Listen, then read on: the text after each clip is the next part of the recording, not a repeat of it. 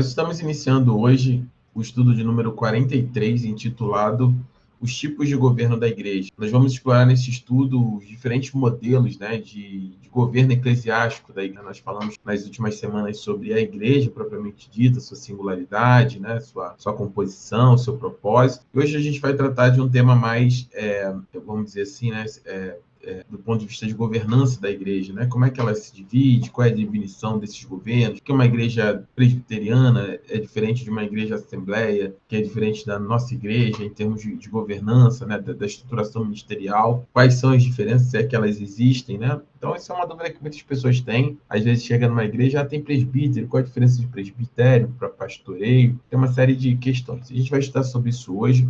Eu pretendo iniciar e concluir essa aula no dia de hoje, para nós também podermos recuperar uma aula que eu estou em atraso por conta do trabalho. Eu deixei de dar uma aula há algum tempo atrás, lá em fevereiro, se não me engano. Amém? Então, nós vamos estudar sobre isso. E o primeiro ponto, né, que a gente trata, né, é entender primeiro qual é o fundamento bíblico, né, de cada uma dessas abordagens, compreender, né, que esses modelos, compreender esses modelos é fundamental para todo líder, né, e membro de igreja que deseja contribuir de forma eficaz para o corpo de Cristo. A ideia é a gente passar um pouquinho aqui sobre cada estrutura, tirar as dúvidas de vocês, e como cada uma delas reflete, né, as interpretações das escrituras e tradições cristãs ao longo dos séculos, né? Obviamente que quando nós temos o início da igreja, né, no primeiro século, não existiam essas estruturas definidas, né? A igreja ainda estava em formação, se reunia em casas, você tinha ali ainda uma forma meio híbrida, né, entre o judaísmo e o cristianismo, alguns encontros na sinagoga, enfim, alguns encontros em praça pública, depois com a perseguição já nas casas, e aí a igreja passou por uma série de transformações ao longo do tempo, e também, obviamente, da sua organização eclesiástica, né, da forma como se estabelece as hierarquias dentro da igreja. Então, primeiro, a introdução de governo da igreja, né? É importante a gente entender esse conceito. Qual é a definição, né? O governo da igreja refere-se à maneira pela qual a autoridade é exercida na comunidade local dos fiéis, né? Estabelecendo estruturas para tanto tomada de decisões, né, como da parte, vamos dizer assim, de governança da igreja, né, como a gente tem lá desde um pagamento de conta, abertura de conta bancária, gestão da igreja e a liderança espiritual, que normalmente são tocadas juntas, mas nem sempre, né, com o crescimento da igreja, você acaba tendo essa divisão, né? Tem uma área só para, por exemplo, para cuidar das finanças da igreja, tem outra área só para cuidar dos investimentos, em obra, enfim, e você sempre tem uma liderança espiritual da igreja que pode se definir de diversas formas, né? Como um único pastor, né? Um único pastor, que eu digo, na governança, ou como nós nos estruturamos, né? Através de um conselho pastoral, e como é que nós pensamos isso ao longo do tempo, né? Sempre a Bíblia fala que na multidão de conselhos a gente encontra sabedoria, né? Então, sempre que a gente puder compartilhar, né, a estrutura, né, a liderança da igreja, sempre faz bem à igreja, né? Sempre, eu creio dessa forma, né, que nós caminhamos por um tipo de liderança isolada, né, absoluta, né, absolutista, como era definido até nos reis, né, da Idade Média, né, tinha a monarquia absolutista, né? Só voltando aqui para não parecer que eu me perdi no pensamento, se você lembra da escola, você estudou na época das monarquias, né? Você tinha uma monarquia que era, vamos dizer assim, estabelecida por família, etc. E aí surge a monarquia absolutista, que era onde os reis acreditavam literalmente que eles eram escolhidos por Deus para aquele cargo e por isso não podiam ser questionados. Era uma voz de Deus, né? A manifestação da vontade de Deus na Terra, né?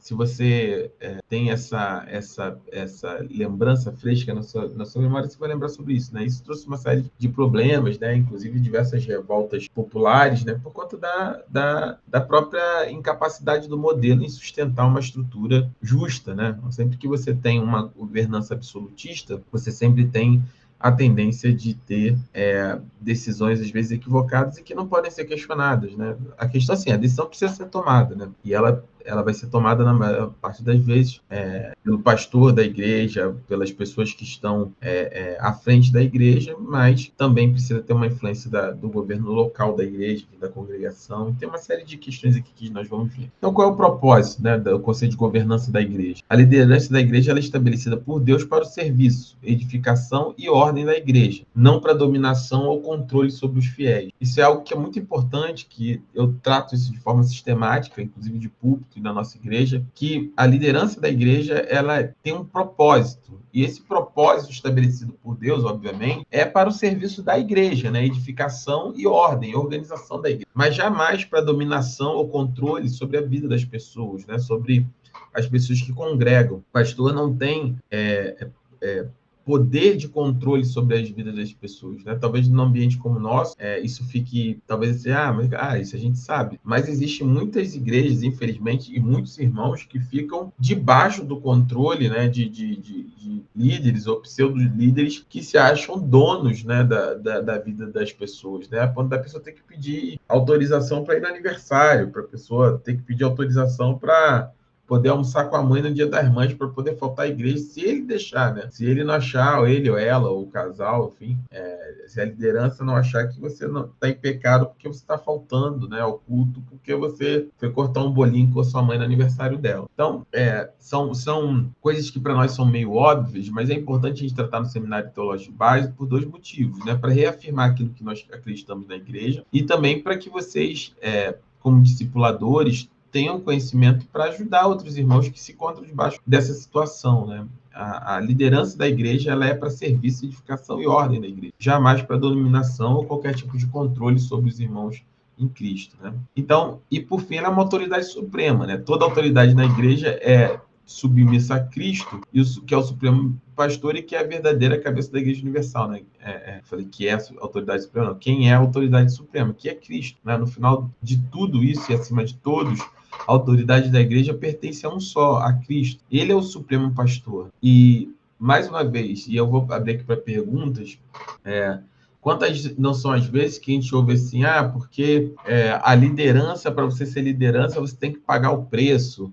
Ou então, eu já vi muitas vezes pastores cobrando, né? Dá um exemplo aqui, Yasmin, falta um culto, aí a pastora Tatiana vai lá nela, Yasmin, você faltou o culto, eu estou aqui pagando o preço pela sua vida em oração, eu não vou mais pagar esse preço pela sua vida porque você não quer nada com Deus, que você faltou o culto, sabe? Esse tipo de situação. Eu não sei se vocês já foram expostos a isso, ou ouviram, ou conheceram alguém que foi exposto a isso, mas isso é um assunto muito sério, porque isso, ao longo do tempo, mata, né, pessoas, né? Acaba desanimando os nossos irmãos da fé, porque eles se sentem na maioria das vezes, sobrecarregados. No curso de obreiro que nós demos no sábado, eu falava sobre isso, né? Quando a gente falava do tipo de... que o maior serviço na igreja é servir, né? Não tem essa questão de...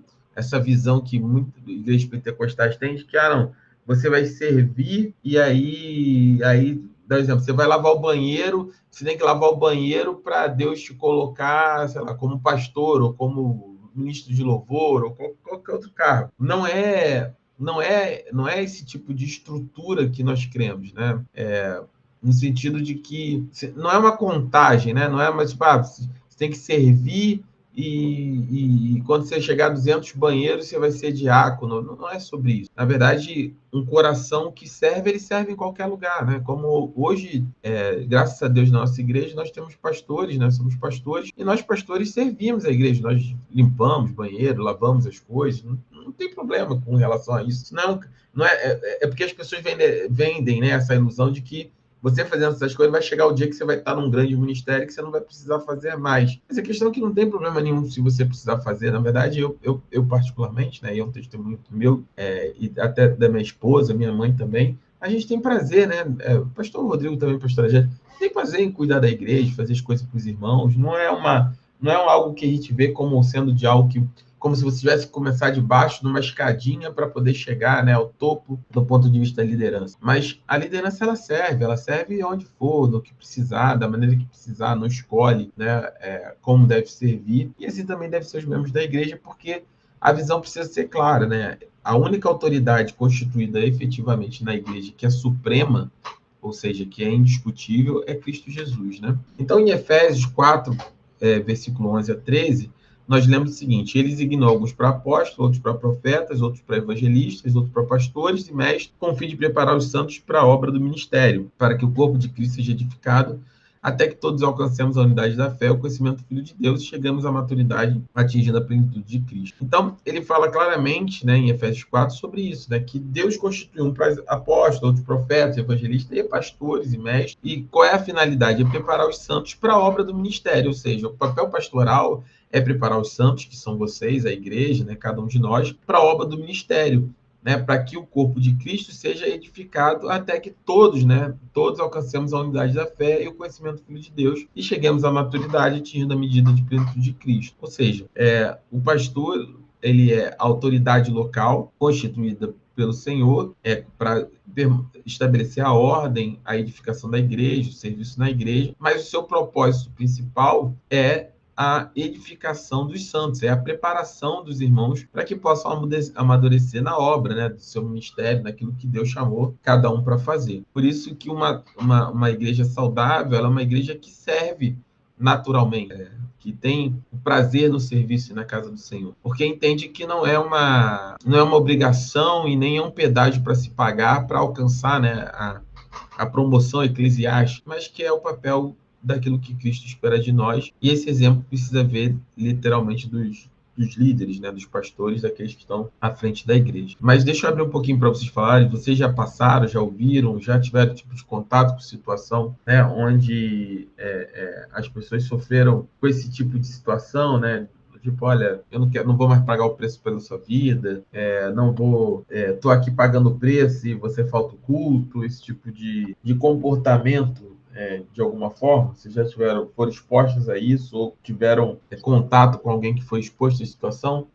Eu já, pastor, eu já passei por várias igrejas, né, na minha vida, e muitos dos pastores nos falavam, eles mesmos nos falavam que seria um paga-preço, seria um peso espiritual muito grande entre nossas vidas, e eu fiquei aprendendo assim, né? Na minha vida toda, eu me colocava e muitas das vezes eu, como intercessora, sempre fui da casa do Senhor e as pessoas eu chamava e elas falavam assim: eu não estou aqui para pagar preço para ninguém. Isso aí é um peso muito grande espiritual, onde eu não estou preparada. Entendeu? Eu já passei por isso várias vezes, né? E hoje eu vejo que não é assim, né? O Senhor nos informa de uma tal maneira que nos deixa assim muito livre e muito assim leve nas coisas do Senhor, né? E hoje eu tenho aprendido com o Senhor isso, né? Que não existe paga-preço, existe sim uma chamada onde que é agradável a nós fazer as coisas para o nosso Deus, né? Porque Ele já pagou um grande preço, né? Ele já morreu na cruz por nós. Então, é isso que hoje eu penso, né? É isso que hoje eu sinto também.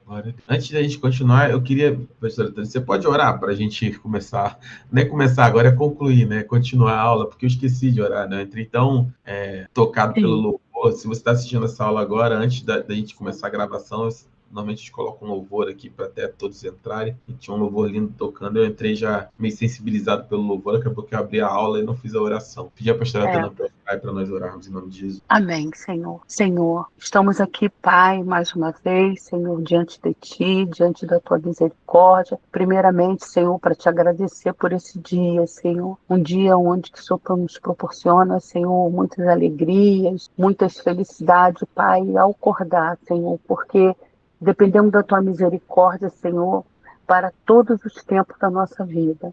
E te entregamos, Senhor, hoje, Pai, esse estudo, Pai, nossas vidas, nos dá sabedoria, discernimento do Teu Espírito, para que a gente possa, Senhor, aprender de Ti, ó Deus. Eu coloco também, Senhor, o Teu pastor em Tuas mãos, Senhor, o Teu ungido, Deus, dá cada vez mais, Senhor, capacidade, dá cada vez mais sabedoria, Senhor, ao Teu servo, Deus, aonde que temos, Senhor, a Ele, Senhor, um grande apreço, Deus, porque Ele tem nos ensinado, Senhor, todos os dias da vida dele, Senhor, como agir, como fazer na tua igreja, Deus.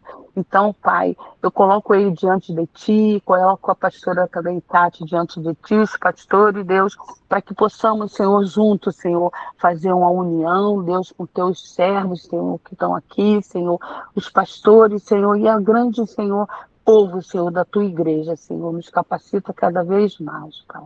Muito obrigado, Senhor. Amém, amém, amém. Obrigado, pastora.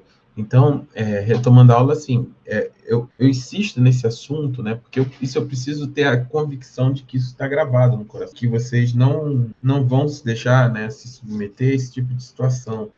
Os líderes da igreja, né, os pastores da igreja, diáconos, enfim, os líderes de ministério, eles são estabelecidos, obviamente, por Deus, mas com o propósito de serviço à igreja, né? Não com o propósito de se servir da igreja ou ditar, né, aquilo que é o comportamento, né, que as pessoas devem ter ou não, no sentido de como eu disse, né, ir a um aniversário, como viver a sua vida no sentido de se pode ir ao cinema, né, a gente mais antigo, né, já chegou a ver o absurdo de pessoas serem colocadas no banco porque foram ao cinema, ou porque foram à praia, ou porque foram ao shopping, né, não sei se minha esposa vai querer falar, mas ela teve uma experiência, início, né, de um seminário teológico na época na igreja da qual ela fazia parte, que não durou, só durou um dia, se não me engano, o seminário, ela indo, né, porque é justamente esse tipo de argumentação, de que se você não tiver de joelho ali 24 horas por dia orando a Deus, você está em pecado, você deveria ir ao shopping é pecado, isso é pecado. E eu queria ouvir um pouquinho de vocês, se você quiser falar, Sil, Lorena, Mari, Marta, tiverem alguma coisa. Boa noite, pastor, boa noite a todos. Aí, paz, é querer que a pessoa viva dentro de uma bolha, né? Isso não existe. Eu acho que essas igrejas que procedem assim acaba espantando os membros, os fiéis, né? Então, essa é a questão, pior que não. Por isso que eu estou insistindo nesse assunto, pior é que não. Existem pessoas que vivem anos e anos sobre esse tipo de liderança e ficam feridas e ficam desanimadas, né? E ficam vivendo uma vida de amarras, né?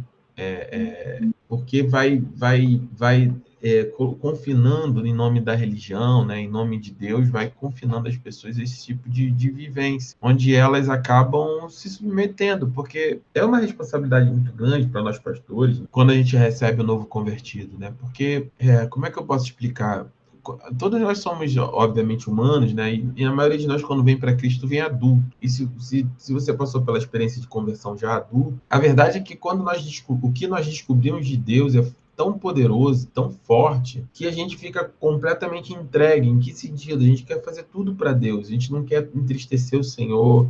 A gente se sente mal por ter tomado essa decisão tão tardia, por ter perdido tanto tempo.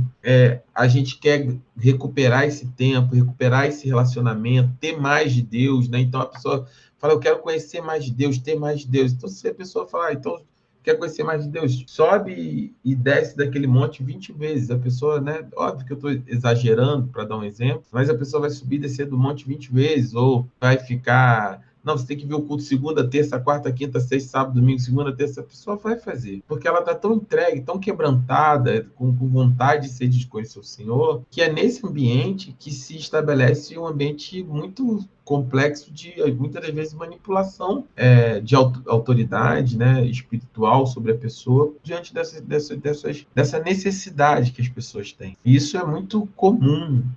Infelizmente, uma grande maioria de igrejas hoje em dia, principalmente as neopentecostais, né, que são igrejas neopentecostal. São igrejas que focam na prosperidade, né, onde você abre a Bíblia só para dizer que vai ter vitória, toda a palavra é de um crescimento material, de você alcançar seus objetivos. São igrejas normalmente que têm um distanciamento mesmo nós aqui, né, com toda a humildade, a gente faz o material aqui muito simples, né, a aula que é toda terça-feira é com muito carinho que é feito. A gente não tem a mega estrutura de ensino, né, como as grandes igrejas, mas ainda assim a gente permanece fiel ao ensino, de ensinar os nossos irmãos, ensinar as pessoas para que as pessoas tenham conhecimento. E as igrejas neopentecostais tendem a fugir, né, desse ensino, porque o ensino traz questionamento, ou estabelece ensinos de modelagem, né? Então você vai ter cursos que são focados no ensino dessas teorias, teologia da prosperidade, teologia coaching, e vai colocando. Você conhece pelos autores do livro, né? Dá um exemplo claro. Aqui é muito simples que a gente está no seminário teológico básico, mas ao longo do tempo, eu tenho particularmente em minhas convicções, por exemplo, sobre soterologia, né, a doutrina da salvação, sobre escatologia bíblica, as visões de corrente pré-milenista, milenista. Eu tenho minha visão como pastor e como crente. E ao longo de todo o tempo, eu sempre estabeleço aqui, né, a possibilidade de vocês conhecerem todas as eventuais vertentes, né, calvinismo, arminianismo, né, as doutrinas. Então, você quer saber se uma igreja tem um ensino realmente voltado, né, para o conhecimento, para o crescimento do cristão bíblico, é só ver se ela tenta te restringir ou ela realmente dá ferramentas para que você conheça, se aprofunde, né, se interesse, absorva, sem nenhum tipo de modelagem, né, do seu pensamento. Porque nós fomos chamados para ser livres. O maior legado que nós temos, e quando nós falamos dos 5 solas da igreja, e já falamos aqui no Seminário Teológico, sola Escritura, sola Fide, solos Christus, né? Sola Deo Glória e sola Gratia, ou seja, só a Escritura, somente a fé, somente Cristo, somente a Deus Glória e somente a graça. Essa foi a grande revolução do protestantismo. Nós recuperamos o nosso sacerdócio universal. Preguei sobre isso domingo, quem estava no culto domingo, ouviu a palavra sobre 1 Timóteo 2,5. Não existe nenhum intermediador entre Deus e o homem, não seja Jesus Cristo o homem. Então não tem intermediador, né? Não tem mais sacerdote, não tem mais pastor, não. Hoje você tem a abertura para ter um relacionamento íntimo e sincero com o Senhor. É entre você e o Senhor. E aí, obviamente, a Bíblia fala para nós congregarmos, não deixarmos de nos reunir como é o costume de muitos, né, que deixam de ir à igreja, que são desigrejados, por assim dizer. Estabelece claramente, como o texto de Efésios, né, que Deus constitui os pastores, os profetas, os mestres, como autoridade sobre a igreja, com uma finalidade clara de construir uma igreja saudável, né, edificada, unida na fé, com conhecimento sobre o Filho de Deus, mas jamais como uma forma de controle dos irmãos, né? Quer seja por pregação falada de púlpito, ou quer seja por um afunilamento, uma modelagem, né? Pensamento. E aí você assumir, e eu vou abrir um parênteses aqui, tá? Porque às vezes eu cito algumas coisas, parece que é um ataque específico a uma denominação, uma igreja, mas não é isso, é porque às vezes a gente tem práticas que acabam sendo deturpadas ao longo do tempo. Vou te dar um exemplo claro.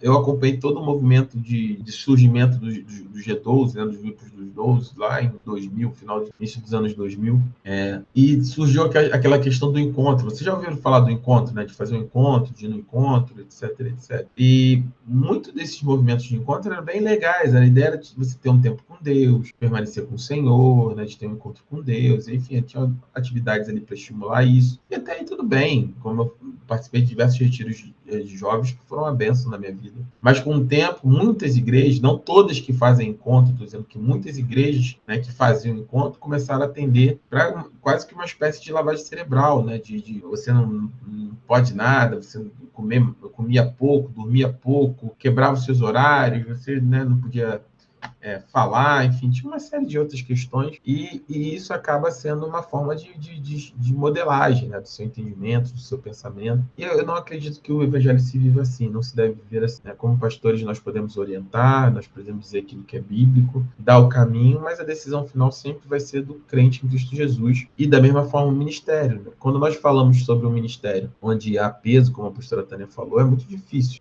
você criar uma estrutura saudável dentro da igreja, né? As pessoas ficam com esse estigma, né, que o ministério é pesado, que é cobrança. Irmãos, assim, a vida é pesada por si só. A minha vida é pesada desde sempre, né? Trabalho, lutas, dificuldades.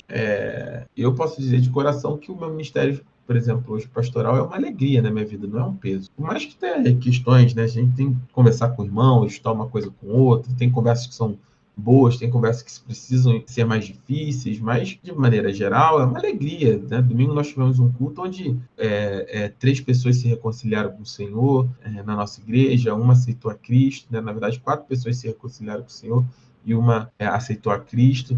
Então, você vê que tudo que você está fazendo está gerando salvação. Minha esposa, eu sempre falo com ela, eu fico apaixonado de verdade vendo o crescimento de vocês, né? Peguei a maioria de vocês novos convertidos, né? E ver vocês caminhando, e ver vocês crescendo, isso é uma alegria, né? Jamais será um peso.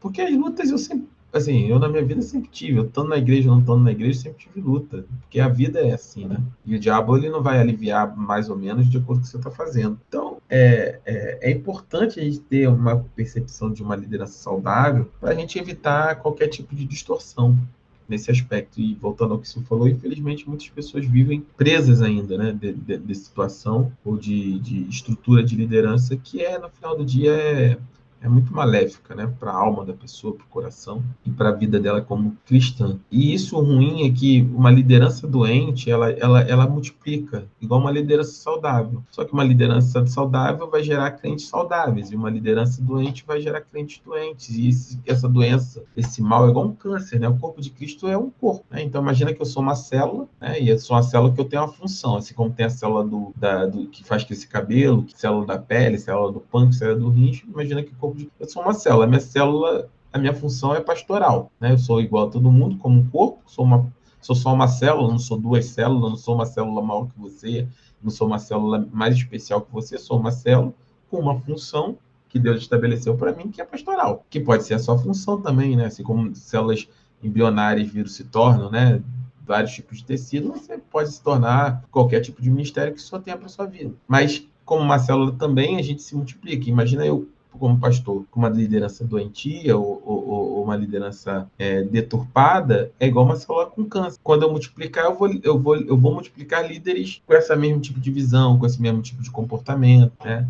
É o famoso, não, eu vou fazendo aqui porque um dia Deus vai me colocar no alto, né? Aquela escalada ministerial se torna uma carreira profissional ministerial. Quando a gente precisa ter o coração para o Senhor e servir a Deus onde quer que Ele deseje e precise, já é o suficiente para um coração que entende o que é a igreja e como a igreja ela funciona. Mas deixa vocês que alguém quer falar mais alguma coisa sobre essa questão? Eu vou passar aqui nesse slide. Aqui hoje a aula é bem curtinha, os outros slides vão avançar bem rápido. Porque esse é um assunto tão sério que eu não fui, mas eu acompanhei muito tempo uma congregação onde as pessoas acreditavam que o próprio pastor deveria ser Deus, porque até para pintar um cabelo tinha que pedir permissão para o pastor, se a pessoa podia deixar de ser morena para ser loira, e se o pastor via como um pecado da vaidade ou não, se ele subisse o monte e Deus falasse com ele no monte sobre o cabelo da irmã, ela estaria liberada. Se não, não. Então as pessoas acabam sendo tão cegas, como o pastor falou, se fosse pela visão da Sil, seria até muito mais fácil, né? As pessoas perceberem e ter esse acordar espiritual, mas infelizmente muitas pessoas são levadas pelos pastores nesse nível, e o que o pastor falar no final vai ser o amém. Isso é muito perigoso, realmente foi o que você falou, porque segue uma doutrina da igreja, onde o pastor acaba sendo o próprio Deus, e as pessoas acreditam nisso, e geram outras vidas, outros discípulos acreditando nisso, e vira essa bagunça que infelizmente ainda acontece nos dias de hoje. Alguém mais quer falar? Deixa o microfone aberto. Não? Realmente tem igreja, eu já vi, não aqui, mas eu já vi que as pessoas idolatram demais o pastor, né? E o pastor Lúcio sempre pregou isso, né? Quem tem que ser idolatrado, exaltado é o Senhor, né? O senhor sempre pregou isso, né, pastor? Mas ainda tem muito lugar assim, infelizmente. E é importante a gente quebrar esses paradigmas, né? Porque normalmente vem sempre aquela questão, mas lá é de Deus, né? A gente fica com receio de apontar esse tipo de situação, mas a gente precisa, né, ter a coragem de apontar. Essa aula é para a gente não ficar em cima do muro sobre essa situação. Não é admissível esse tipo de situação, não deveria ser aceitável por nenhum tipo de irmão, né? Mais uma vez, a nossa igreja se chama Deuteronômio, né, por conta da questão de nós entendemos que a gente precisa reafirmar as bases da reforma protestante, que são justamente os solas, o sacerdócio universal do crente. Né? Ninguém pode tomar o seu lugar como você é o sacerdote santo. Né? Não é que você, eu sou sacerdote, então eu sou pastor, não tem nada a ver uma coisa com a outra. Você é sacerdote na sua casa, na sua vida. Né? Você não precisa esperar Arão entrar lá no tabernáculo. Eu já dei aula aqui no seminário sobre o tabernáculo, mostrei lá como é que funcionava, né, expiação, já falamos aqui sobre expiação. Você não precisa esperar ninguém entrar por você mais, né, uma vez por ano. Agora você pode entrar agora, acabou a aula aqui, você termina, joelha aí, fala com o Senhor. Então, esses tipos de questões, a gente precisa trazer um equilíbrio muito grande para a igreja. Desse ponto, como a pastora falou, porque eu vou orar para ver se Deus fala, do cabelo, da unha. Esse Deus fala, óbvio que Deus fala, né? Nós cremos que Deus fala através dos profetas, Deus fala através da palavra, Deus fala conosco, mas Eu até estava numa conversa, acho que foi com a Yasmin, com o Gabriel, semana, no telefone, e até brinquei com o Gabriel, né? Eu falei, Gabriel, essa é para você, guarda no seu coração. Eu realmente creio no meu coração que Gabriel e Yasmin têm um chamado pastoral e o Senhor vai cumprir no tempo deles esse chamado na vida deles e oro para isso. Espero que o Senhor prepare de forma linda tudo o que eles têm para viver e creio de verdade. E aí, quando eu falei, Gabriel, então segura esse ensino para vocês que para você que é uma coisa. E eu gostava muito de um pastor que ele falava sempre para mim, nas aulas, né, do seminário, ele sempre dizia isso. Ele falou assim, olha, se você fala muito com Deus, você é um ótimo cristão, né? Mas se Deus fala muito com você, talvez você precise de ajuda, né? Porque uma coisa é nós falarmos com o Senhor em todo tempo, né? E óbvio que o Espírito nos guia, o Espírito nos orienta, isso é óbvio. Mas tem gente que ouve Deus dia sim, dia outro também, né? Não, Deus falou comigo hoje que eu tenho que comprar 1 quilo de batata. Aí amanhã, não, Deus falou comigo que agora eu tenho que fazer dieta de batata e a batata tá toda na geladeira. Por isso que a reafirmação de que Deus não só... que Deus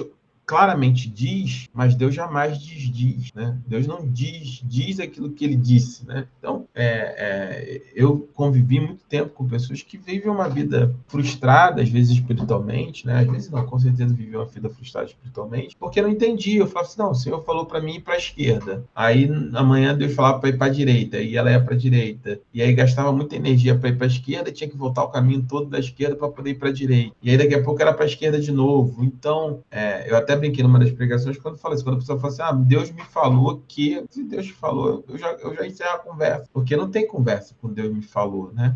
Se Deus já te falou, você não precisa vir conversar comigo. Se eu falo assim, com minha filha, né, com minha mãe, minhas irmãs, né, como pastor, não importa. Quem quer que seja que vai, amiga ou amigo, amor, me dá uma opinião. Deus me falou, não, se Deus já te falou, qualquer coisa que eu falar que eu corro o risco de ir contrário àquilo que Deus te falou. Então não tem mais conversa, a conversa encerrou, né? Então, a gente precisa ter essa propagação, ela ocorre inclusive dentro das lideranças, né? O Deus me falou chancela muitas decisões absurdas, né? Então, Deus me falou que agora, sei lá, a pastora Tânia tem que ficar em pé todo o culto. Te dou um exemplo, assim, absurdo, né? Ou tem que ficar lá na porta, lá na calçada, manobrando o carro. Aí questiona, não, mas pastor, por que eu tenho que ficar lá? Eu sou pastor, eu sou de oração, vamos dizer que eu quero só tirar ela da intercessão, né? Ela deu um ministério de intercessão, tá lá orando, eu falo, não, eu tô incomodado, eu falo, vou tirar ela dali, vou botar ela lá. Deus me falou que você tem que ficar lá no estacionamento. Então, assim, as estruturas precisam ser muito claras, né? Então, como é que você toma esse tipo de decisão? Baseado em quê? Na Bíblia? Está em pecado? Está em erro?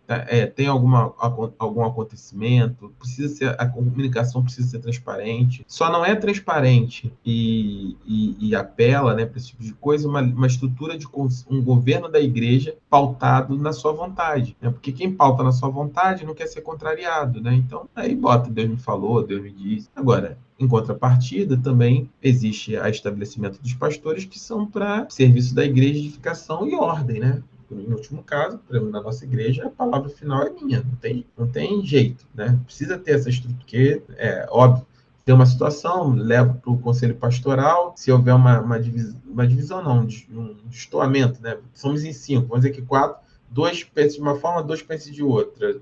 A palavra final é minha, não tem como, né? Assuntos mais... vamos assinar um contrato de locação, vai ser, né?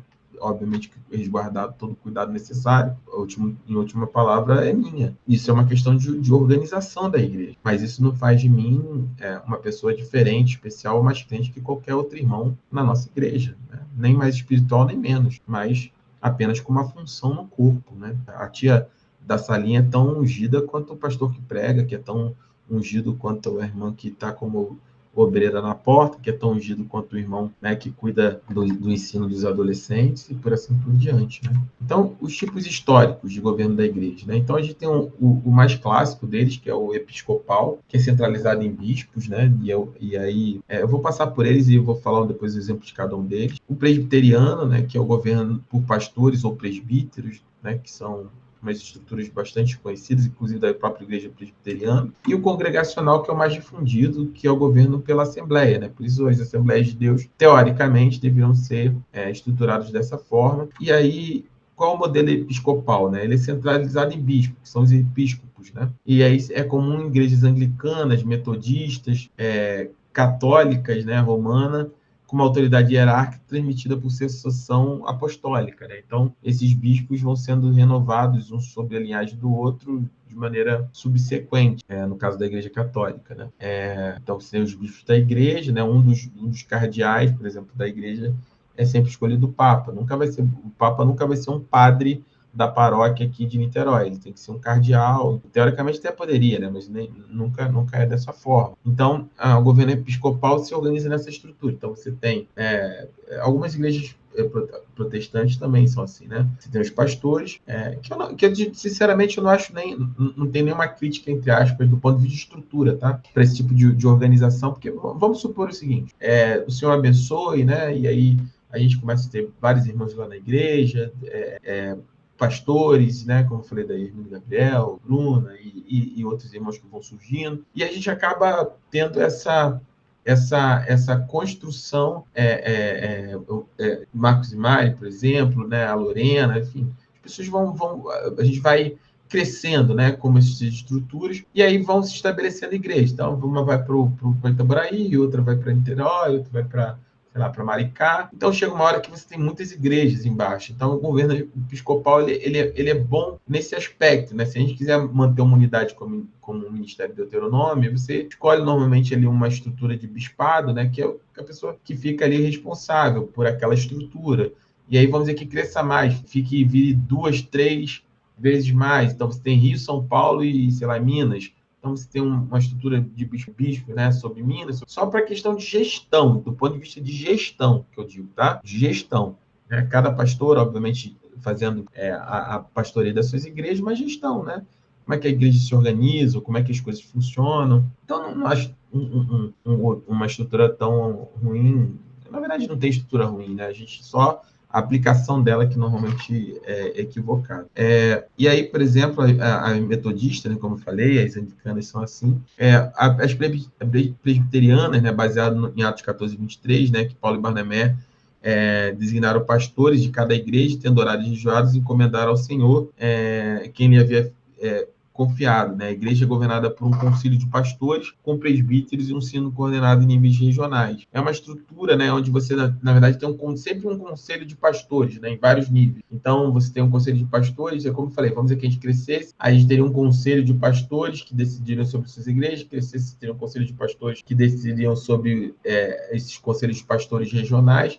Essa é uma questão de organização da igreja. E o modelo congregacional, que é normalmente verificado quando são igrejas que estão nascendo, né, ou já em modelos assim há muito tempo, como as assembleias, por exemplo. Então, confere autoridade à assembleia local, né, aos membros. Então, a igreja ela é gerida por ela mesma, né? A estrutura de membros, estrutura de pastores, e cada igreja é autônoma, né? Então, decide suas questões democraticamente, como é como igrejas batistas e congregacionais, por exemplo, assembleias também são assim, né? As igrejas têm autonomia sobre elas mesmas. Então, vamos trazendo para o caso aqui da igreja, se a gente vai ser uma igreja aqui, a sede é em Neves, aí abre-se uma em Maricá. Então, a igreja de Maricá, ela tem poder para se autogerenciar lá, de maneira autônoma, né? Independente da sede.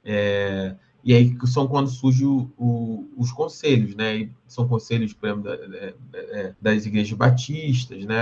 As confederações, que são essa estrutura. Todas elas têm pontos bons e ruins, né? Então, só para deixar claro, pontos bons, por exemplo, do modelo congregacional, essa autonomia. Pontos ruins, o número, né, de rachas, de divisões dentro das igrejas com a estrutura é bastante grande, porque, teoricamente, a pessoa está ali com uma estrutura e aí decide sair e leva metade da igreja, por exemplo. E aí acaba acontecendo dessa forma. Nos modelos presbiterianos ali, onde tem, como a igreja pertence, né, responde, melhor dizendo, a estruturas, e episcopal também, acaba tendo uma governança mais rígida. Mas, em compensação, também, para você abrir uma igreja, leva-se anos, né? Enquanto uma igreja com a estrutura congregacional, você cresce e vai abrindo, né, essas igrejas com modelos mais rígidos. Você abrir uma igreja presbiteriana, você tem que formar um pastor, no sentido de mandar para o seminário, a igreja votar, decidir, enfim, tem todo um rito, né, desse processo para poder estabelecer.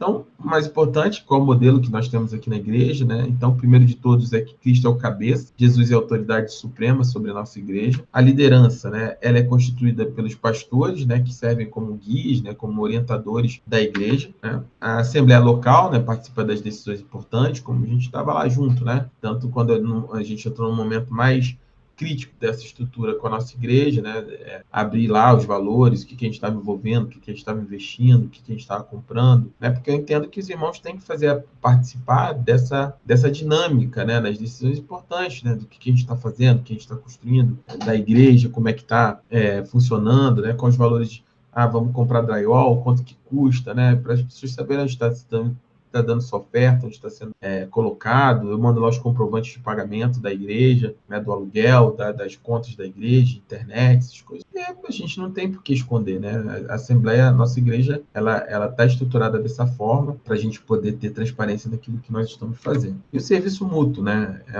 é baseado em submissão e amor em comunidade, né? Então, cada membro participante da nossa igreja ideal que ele sirva, né? Que sirva seus irmãos, sirva a sua igreja, até porque, como eu falei, eu acredito que um exemplo ele acaba servindo como direcionador. Então, eu costumo falar sempre na reunião de conselho de pastoral que nós, pastores, não podemos jamais pedir algo que nós não fazemos. Então, no dia que eu precisar de uma ajuda para, sei lá, limpar a igreja, nós fazemos isso, né? Domingo eu estava lá, minha esposa está grávida. Domingo ela não podia, eu até estava tirando placa lá, não tem problema nenhum. Lavei todos os banheiros, lavei a cozinha, lavei lá fora, lavei a entrada da igreja, passei pano na igreja. Porque não diminui nada, né? Não muda quem eu sou em Cristo, e pelo contrário, é uma coisa que faz com alegria, assim como os outros pastores também fazem. Na semana passada foi, né, a pastora Jéssica, o pastor Rodrigo, a pastora Tânia, eu que fico segurando ela, porque ela tá com o joelho muito, muito ruim, tá? Mas a gente tem prazer, não é um peso, sabe? Não é uma dificuldade. Ai, meu Deus, tem que ir lá. É uma alegria, né? Bota um louvor lá, vai fazendo as coisas pro Senhor. Então, porque eu acredito que quando a gente oferece o nosso serviço, né, pro Senhor, uma igreja bem cuidada, poxa, gera um culto agradável, né? Gera irmãos com ambiente agradável, isso tudo vai impactando, né, na salvação. As pessoas percebem, né? Fala, poxa, essa igreja é organizada, poxa, eu quero ficar aqui, porque eu estava orando, né, por uma igreja que respondesse as minhas orações, estou cansado de bagunça, estou cansado de controle equivocado. E aí o Ministério Deuteronômio adota, né, esse modelo congregacional, né, reformado, onde a autoridade é compartilhada, né, entre a liderança espiritual, que somos nós pastores, né, e a igreja local, que é a Assembleia Local. Esse modelo reflete o princípio bíblico de que Cristo é o cabeça da igreja, conforme Efésios 3, pois o marido é o cabeça da mulher, assim como Cristo é o cabeça da igreja, que é o seu corpo, de qual ele é salvador. E nesse modelo, né, a liderança não exerce poder absoluto, né, mas serve como mordomos, que prestam contas a Deus e à congregação, né. Então, eu creio nesse tipo de liderança, né? Onde eu não sou o pastor absolutista, né? Não, eu preciso prestar contas à minha igreja, né? Aos meus irmãos em Cristo, né? Cada um aqui trabalha muito duro, então quando dá uma oferta, né, de 10, 20, 50, 100 reais, R$1.000, não importa, é fruto de muito trabalho, de muito suor, e a gente precisa ter responsabilidade, né? Prestar conta daquilo que a gente está fazendo, né? E ter carinho. Eu tenho muito cuidado, muito zelo, né? Às vezes, vou gastar mais R$20 no gasto, posso, mas não gasto, porque a gente precisa ter cuidado, né, com os recursos dos irmãos que entregam na casa do Senhor, para que haja mantimento na casa do Senhor. Então, tudo isso é importante para a gente construir uma estrutura saudável, né, dentro da nossa igreja. 1 Pedro 5:2-3 diz o seguinte: pastoreiem o rebanho de Deus que está aos seus cuidados. Olhem por ele, não por obrigação, mas de livre vontade, como Deus quer. Não façam isso por ganância, mas com o desejo de servir. Não hajam como dominadores dos que lhe foram confiados, mas como exemplos para o rebanho. Então, essa é uma palavra direcionada, né, de Pedro aos pastores. Então, ele diz, olha, pastoreia o rebanho de Deus que está aos seus cuidados. Então, pastoreie, já dá ordem. Olhem por ele, né? Então, olhem, né? Sejam vigilantes pelo seu rebanho, mas não façam isso por obrigação. Como eu falei, não é um peso. Ai, meu Deus. Não por obrigação. E ele fala, mais de livre vontade, como Deus quer. Ou seja, se você acha que seu ministério é um peso, que é uma dificuldade, que eu não gosto de fazer isso, não gosto de fazer aquilo, né? Eu costumo falar assim, pastor, não escolhe aquilo que vai fazer, ele faz aquilo que a igreja precisa que seja feito. Nós estamos, por exemplo, precisando de fazer o ministério de infantil, herança. Minha esposa está lá dando aula, está grávida de 7 meses, tem 2 domingos que ela não ficou no culto, que ela não vai dar aula. E a gente vai continuar fazendo isso da melhor forma que nós podemos, porque acho que é nítido que as crianças precisam, né? Yasmin que o diga. Na inauguração da igreja, Yasmin foi lá para frente, para fora, fez recreação, pulou, dançou, fez o que podia, as crianças estavam inquietas, né? E a gente está crescendo, então vindo mais crianças. Então, qual é a necessidade? Da aula? A gente vai lá e dá aula. Minha mãe mesmo, a pastora, não, pastor, vou lá dar aula, não sei o quê, não sei, né? Fico lá com as crianças. Amém. Então é isso. Não importa, né, a idade, quem, o quê. Mas servir ao Senhor não é só servir o que eu quero. Não, eu quero só estar lá na frente pregando. Não, e eu só não fui para a salinha das crianças porque minha esposa que fica, não pode, você tem que ficar no culto. Irmãos, eu já dei muitos anos escolinha da igreja, com fantoche, muita coisa. E servir a igreja, servir onde a igreja está, de livre vontade, né, como Deus quer, não por obrigação. Né? E aí ele continua, não façam isso por ganância, né, por amor ao dinheiro, mas por desejo de servir, e não ajam como dominadores dos que lhe foram confiados, mas como exemplos para o rebanho. Então, o pastor, ele não tem que, no bom sentido, né, governar sobre o rebanho ou se colocar como autoridade sobre o rebanho como dominador, né, pelo medo, pela obrigação ou pelo constrangimento. Ele tem que se colocar, a igreja precisa reconhecê-lo como autoridade pelo exemplo, né? Você olhar para ele, para os seus pastores, e falar, nossa, meu pastor, a minha pastora, meus pastores são pessoas que servem ao Senhor, né? Eles estão ali, eles servem ao Senhor e eu respeito e entendo que eles são pastores de verdade e eu me submeto ao pastoreio deles. É pelo exemplo, né? Sempre será pelo exemplo, jamais pela dominação. É muito engraçado ao longo da minha vida, assim, eu falo de mim, irmãos, porque eu posso falar do que eu vivo, né? Se minha mãe, a pastora Tatiana quiser, a pastora Tânia quiser abrir o microfone, fica à vontade falando do que eu vivi e é o que eu posso testemunhar. Mas muitas vezes na minha vida as pessoas nem me chamavam de pastor no início, cara, Lúcio. Depois, com o tempo, é muito engraçado, assim, porque eu não cobro, assim, você nunca vai me ver ninguém. Eu falo, não Lúcio não, é pastor Lúcio. Nunca, jamais eu vou fazer isso. E aí, porque é muito lindo ver que a pessoa, com o tempo, né, ela mesma, ela vai reconhecendo o chamado do Senhor na sua vida. E é para a glória do Senhor, porque é o Senhor que faz. E a pessoa vai te reconhecendo, daqui a pouco, ela meio naturalmente, né, ela te reconhece como pastor e ouve a sua voz, né, como pastoreio da vida dela, e aí as coisas começam dessa forma. Então, as explicações práticas, né? A ordem bíblica, a igreja deve funcionar conforme os princípios estabelecidos nas escrituras, evitando tanto a anarquia, né, que é não ter governo nenhum, não, ninguém manda, quem manda é todo mundo. Não, isso não existe. Mas também, na outra ponta, o autoritarismo, né, que só um manda, né? Só tem um chefão, o rei, né? A gente tem problemas em igrejas de diversos tipos, desde que esse dia estava vendo um vídeo de um perfil no Instagram que eu sigo até, que é um perfil cômico que denuncia, né, esse tipo de coisa, de pastor chegar na igreja, o obreiro tem que estar na porta para quando ele descer no carro, engraxar o pé, né, com um paninho para limpar o sapato do pastor, entendeu? É o ministério do engraxate do sapato do pastor, sabe? A bandeja que eu falo, até brinquei uma pregação um tempo atrás, né? Todo mundo tomava café lá na igreja aqui em Terra de Saía, né? Tomava café, aí daqui a pouco começa a inventar e tem aquela bandeja dourada do pastor com a xícara importada do melhor, e o café do pastor é diferente, não, todo mundo toma um café passado do pastor, tem que ser, né, café plantado nos altos montes, sabe? Porque pastor tem que ser honrado. Não, irmão, minha opinião, tá? É meu ensinamento para vocês, se o Senhor levar vocês ao ministério. Eu me sinto honrado como pastor quando eu vejo vocês cumprirem a vontade de Deus na vida de vocês. Uma das maiores alegrias que eu tenho é que nós somos uma igreja que eu tenho poucos problemas, né? Meus irmãos em Cristo que caminham comigo se tornaram pessoas maduras com o tempo. Essa, para mim, é a maior honra como pastor. Não é um café, sabe? Não é um lugar especial, não é uma cadeira diferente. Não, você quer...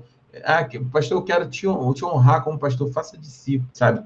Quer me honrar como pastor? Estou há 2 anos e meio aqui dando aula toda terça-feira. Quer me honrar como pastor?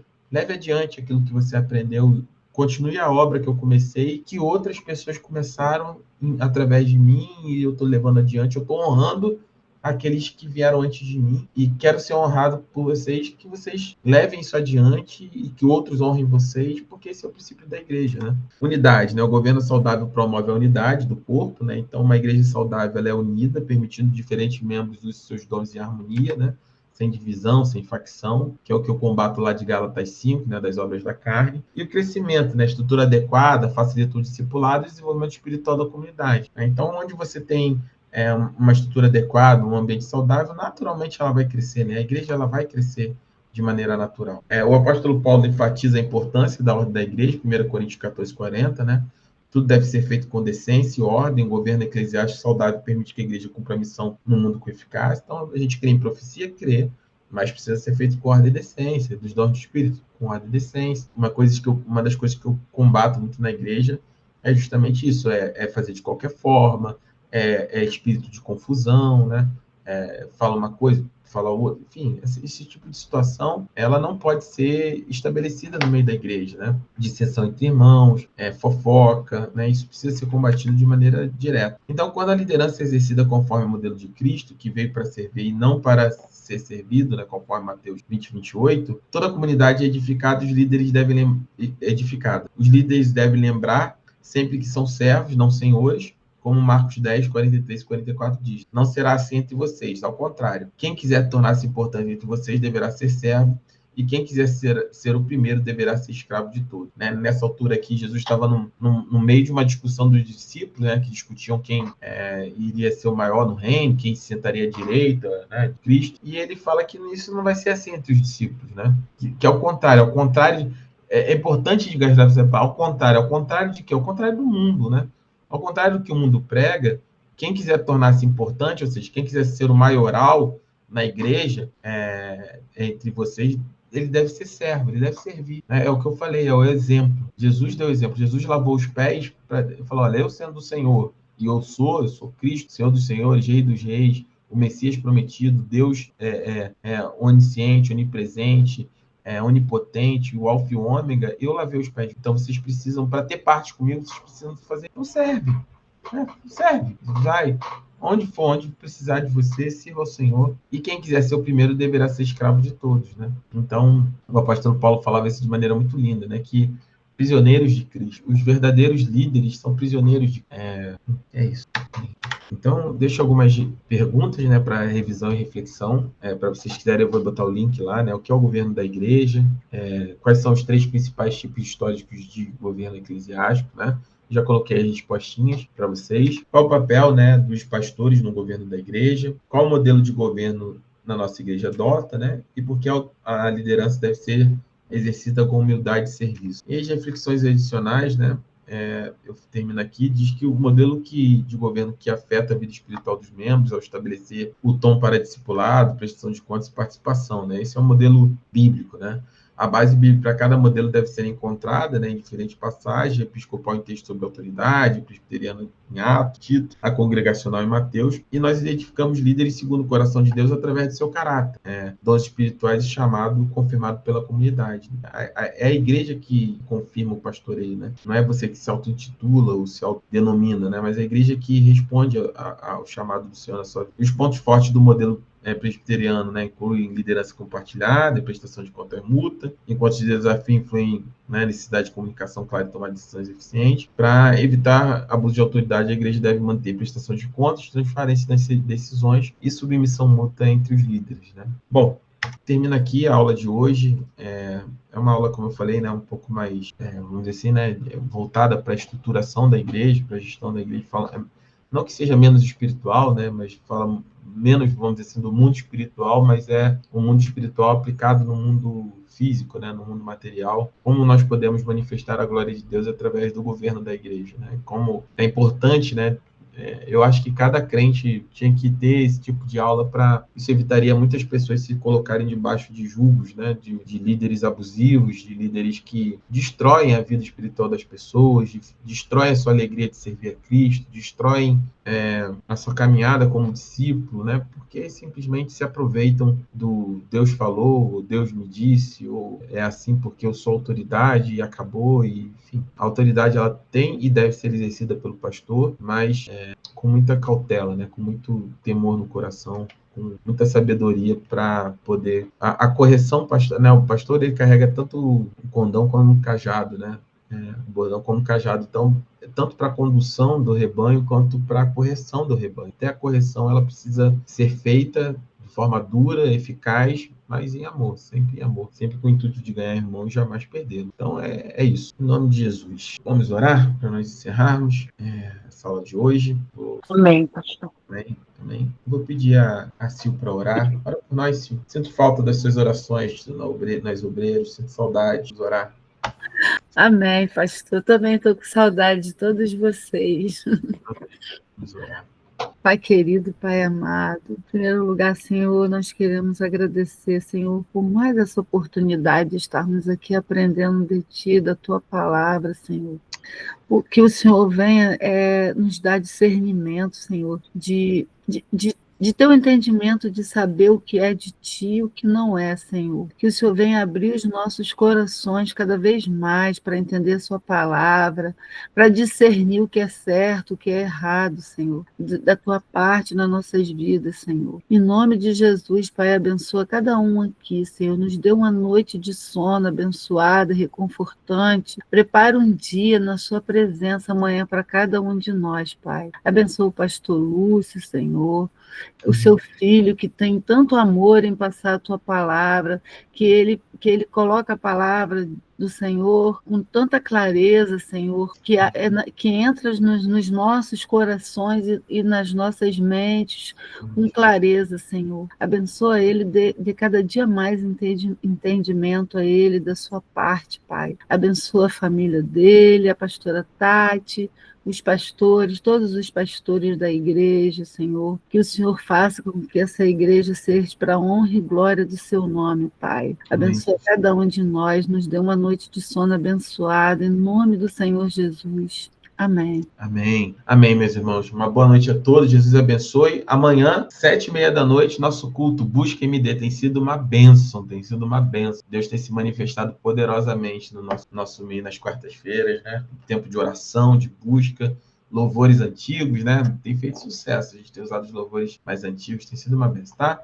Até amanhã. Jesus abençoe. Fique com Deus. Fique na paz.